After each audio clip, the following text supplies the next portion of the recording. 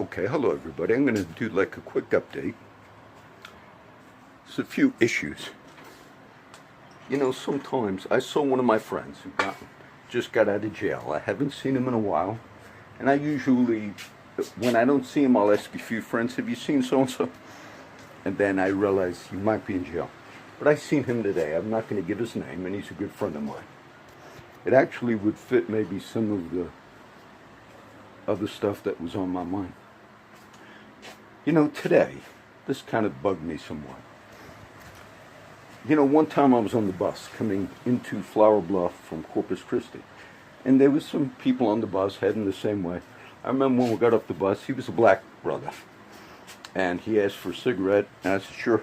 Then we wound up both at Timmons, where most of my friends are. I've seen him, so often. And yesterday something happened too with somebody else. But sometimes there are days like they're a little more violent, okay? And some of my friends have had past that are very violent, but not all of them. But then sure enough, this black guy who I know, and I'm not racist, and of course he's coming into Flower Bluff, which some people do have those, they don't want, but I'm not one of them. But like they stand in certain spots, and he was just staring at me. And that bugs me. Because they're kind of coming from in town, welcome, and then I didn't really do anything except he went into a little clothing store there, like a boutique where people, homeless can get clothes. And I just went up to the clothing store. And there was only like him in there, the guy that's running it, and then me. Just to let him know, not said nothing to him, didn't hit him, didn't do nothing. But like if you're going to be looking to start trouble with people, and then you're going to bring that in. So I did go up and kind of slammed the door. He saw we were just in there together. I looked around, walked out, slammed the door.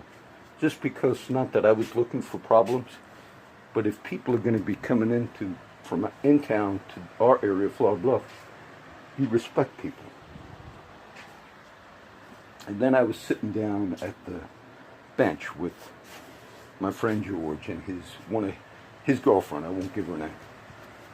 And I'm just, I just zone out sometimes. But sure enough, that guy comes walking over then at the end, and he has a knife in his hand. Which I didn't think about it, didn't register to me, but I noticed George looked. And then he walked up to me, and I didn't get up, what do you go? Just like, and then he put it on the table and said, I'll trade it for 3 cigarettes. And I just said, brother, I gave too many away today. I wasn't afraid, nor was I getting up. Just looked like. But I picked the knife up, said, my friend Crow, he might be interested in a knife. And he just wanted to give that. To me also, if you're looking at somebody like you're saying, I'm going to get you, and then you have a chance to get that person, and then you have to have a knife, then you should. Okay, so either way, it was nothing to me. Looked at the knife, said, no, nice knife, brother. You ain't going to get a cigarette. But I noticed George. And he asked me, he said, was that guy, John, that you walked into the clothing thing? I said, yeah, that's him. I said, it looked like when he walked up with that knife in his hand that he was going to stab somebody. And I kidded George because his girlfriend then was a little upset. And George had some problems in the past. So I won't tell it all. He did some prison time. But I said, George, if somebody comes up to me with a knife, I let them make the move. And then we'll do what we got to do. I said, if they come up to me with a gun, make you move. I said, but if someone walks up to me with a cast iron frying pan, I'm running.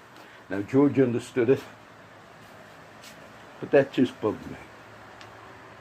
It would be like if I went to some I don't like racial divides, but if I went to a black area of town and would expect for people to treat a white person or a Hispanic person equally, and then I'm in that black area of town looking at some black guy, and if he got up and did what I did, he said, in essence, what, you want to start trouble, you come all the way here, and then I pull out a knife, that would mean that I was in the wrong. And that guy was in the wrong. That bugged me. But there was a few other things, and sometimes it's that way. Just kind of sense some of it. There were a couple of local criminal cases I haven't really covered much. But the one that, what I try to do is if I talk about one, it's to give insight. The media is not doing that. And then I might end with some world or U.S. news. But last year there was a girl, Chastity Herrera, I believe out of Robstown. Now she sat in jail, I guess for about a year now, because tragically her young, maybe 18-month-old daughter was found dead. And there were, obviously it looked like there was abuse. Now they held her in our jail for at least a year. Okay, I'm going to estimate. Maybe more, maybe, but at least a year. And then the local DA, Mark Gonzalez, dismissed the case this week because the DNA came back that was under the girl's fingernails. All of this is tragic. And it was the DNA for her boyfriend who had left Corpus Christi. Now today he was arrested. They finally got him. But the Caller Times, I believe that's where I read it online, they said at the time she told the police that she didn't see her daughter since the night before. But yet the cops, in their investigation, determined she was the most likely to have killed her daughter. But then and that's all it reported. But then I thought, I'm sure she didn't just say, I didn't see her since the night before. I'm sure she would have said, I left her with the boyfriend. Now, I'm assuming then they investigated and talked to the boyfriend, talked to the girl. Maybe it was that one blamed the other blamed the other. But you want to make sure it's a thorough investigation, because what happened was, because that investigation was wrong, it allowed a child killer to be on the loose for this last year. And he committed other crimes. It said he was arrested in some other city in Texas. What the other crimes were he committed, I don't know. And Mark Gonzalez did what was right in that. But the question would be, did the investigators really do what was right? Not that they framed somebody or not. It's easier to say, well, it looks like the mom did it. Most of the cases, it's the parent there. But the paper just said, the woman at the time said, I didn't see my child since the night before. Well, did she say he was with the boyfriend? And when you interviewed both of them, if you did, hopefully, and then he left town right away and has been living in another city, to me, they corrected it, and now that they arrested him, he's back in Nueces County. But I don't consider a whole year in jail, especially being the mother lost her child by murder, not at her hands. So the mother would have been also a victim of that crime, which is murder of a young child.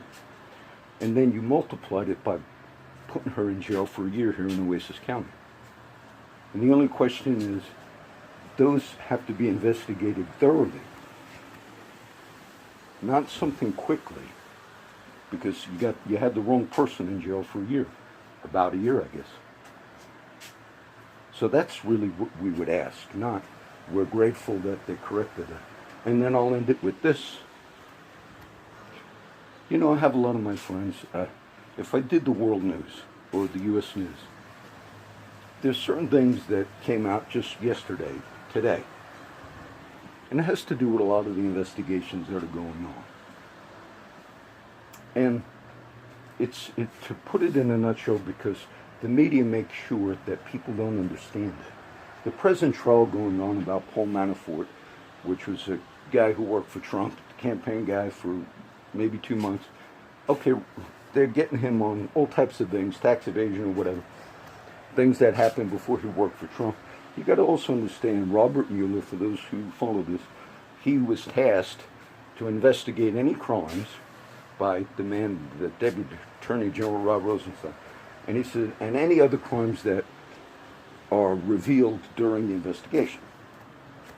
None of these crimes, by the way, were revealed during the investigation. Everything that they're trying Mr. Manafort on right now in Virginia in Judge Ellis's court are things the FBI knew, Justice Department knew, because Mr. Manafort met with them years ago over these very things. But what has come out, which is really troubling, is one of the main persons who illegally worked for the people that contacted the Russians, the real Russian collusion, was a man by the name of Michael Steele, an ex-British spy. And he was hired by the Democrats, by the Hillary Clinton people, to have contacts with the Russians illegally, because he's not a U.S. citizen. And if you're having these types of contacts, and you did not register, and you're working on behalf in a campaign, plus, that's called the Russian dossier. The FBI had said that they fired Mr. Steele previously because he was leaking things to the media. But it just found out that some of the key people, men like Bruce Orr and others, in our FBI and Justice Department, had all these contacts with this man to continue to go after Trump. All of that was illegal. Because what they did was they were using somebody that was a non-U.S. citizen who had wrong contacts with the Russians, and he was paid by Hillary Clinton and the Democrats to come up with bad information, opposition research, with contacts with Russians. And this made it into the hands of our investigative agencies. And after our own FBI and our own intelligence agencies cut Mr. Steele off, supposedly, he still had personal contacts with key influential people in our U.S. government, the investigation people, to get Trump. That's scandalous. Now, your media won't tell you that. This whole Manafort thing, this is a regular thing. Like you could have brought charges on the... This is important because what it shows you is, some people refer to it as deep state or whatever, but what it shows you was there were too many lines crossed with the FBI people, the investigative arms, and then after these conflicts of interest, this Judge Broussard, his wife worked for the firm that was connected to the Hillary people. And the media hopes that it's too complicated for the average person to understand, and they don't report on it. And in simple words is, our investigative agencies continue to have contact with this man, this non-citizen, to continue to have dirt on Mr. Trump. And do what you got to do. We'll contact you later. All these types of things. That's a scandal that was done. It would be equal to if Trump and his people were in and had FBI and CIA and all these people kind of working behind the scenes with the political person that was tasked to get dirt on Hillary or Obama or whoever. That's scandalous that this is taking place. So I'll end it with that. This would just be the little update for today. 15 minutes already. You'll see this and then you'll see the other videos that I post, or you'll see this in a few minutes. But I do pray for all as I saw some of my friends today, some of the different interactions, I find it interesting that some realize that they've had already a history of in and out of jail, in and out of prison. And some are bettering themselves. Some of my friends have not gone back to prison. But others, that they kind of realize, okay, I got to do this time or whatever. But yet I know that many of them are seeking God. As hard as that sounds, my interaction with my friends, they're making efforts. Some have been desperate. I don't know what to do, John. I've tried. A lot of my friends, when they get out with a record, look, I was walking just yesterday, and I was doing like one of my private walks, but I run into my friends. And so a pickup truck was riding by when I'm walking by the water where I made videos along. And it slows down, and I realize it's a homeless friend. And the people that do different businesses here in Flower Bluff, Corpus Christi, they hire these homeless guys. And sometimes I'll go visit this homeless friend of mine. His name is Mike. And the other homeless friend will say, oh, Mike's at work today. Some of the guys work every day. And sadly, people take advantage and don't pay them good wages. That happened also yesterday. One of my other friends complained and said to another guy, you need to pay me. I worked for you last week or whatever. And he was upset about it. That's another bad thing. We talk about the treatment, the wrong treatment of illegal aliens or of immigrant workers, which we've had a lot in Texas and the Valley, you know. And it is bad to take advantage. But also, remember, you got U.S. citizens. Some of my friends are veterans, some of my friends are homeless. And I don't really hear that particular side of the aisle really advocate. Advocate for people. Advocate for people. And some seem like they even would take less notice of my friends who are U.S. citizens, and some are veterans. And some of them are taken advantage of, in the way I just explained. I hardly hear any political person really on either side of the aisle deal with that, because that's not as hot button. It's not as, let's rile up our base, whether you're on the left or the right. All right, so I'll just do this little quick one and pray a blessing on you guys. Father, I pray a blessing on all of our friends, everybody that watches this. Pray that you would just give them grace. We ask it in Jesus' name. Amen.